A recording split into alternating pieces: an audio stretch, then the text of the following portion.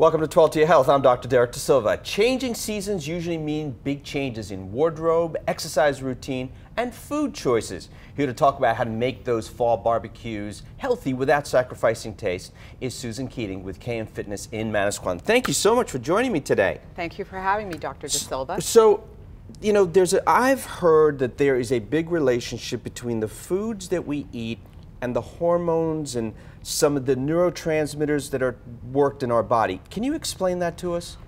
Yes, very briefly, and not to get too scientific, the food choices that we make, especially in the summer when we're invited to barbecues, are filled with sugar. As you could see from the plate in front of us, it's a very high sugar content, which has a hormonal influence on our glucose, our blood glucose. So we have our beans, our hamburger, which is on a whole wheat bun, And we think that whole wheat is healthy, right? We think whole wheat is healthy, and we want to go more towards fat loss. We like to think of nutrition as fat loss foods versus weight loss foods.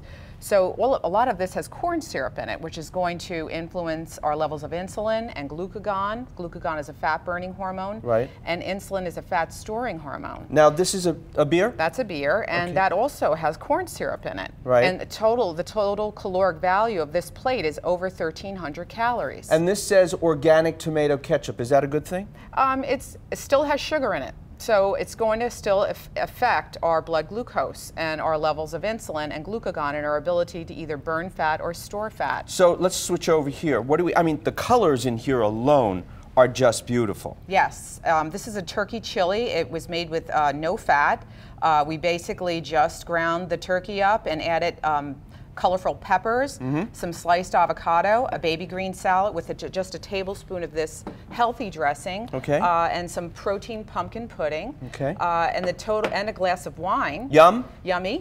Which this total caloric plate is a little over 500 calories and only 12 grams of fat. So when we talk about this whole idea of hunger, energy, and craving, you had an acronym for that called HEC. Explain that. So if your HEC is in check, hunger, energy, and cravings are going to be balanced. You'll have a lot of energy, you'll have low hunger, and you'll have low cravings.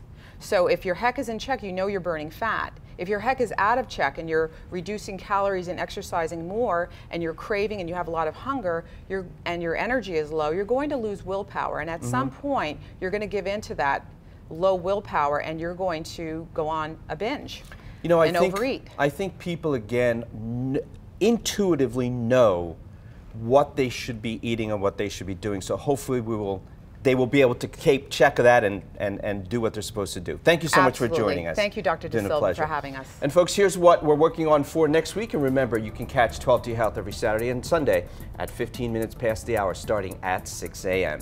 Well, it's time now for your Health Bite of the Week. Are you looking to keep your brain young? Well, we all are. Research for some blueberries. Researchers suggest that blueberries help protect the brain from damage, and they may help reduce the effects linked to age-related conditions like Alzheimer's disease and dementia.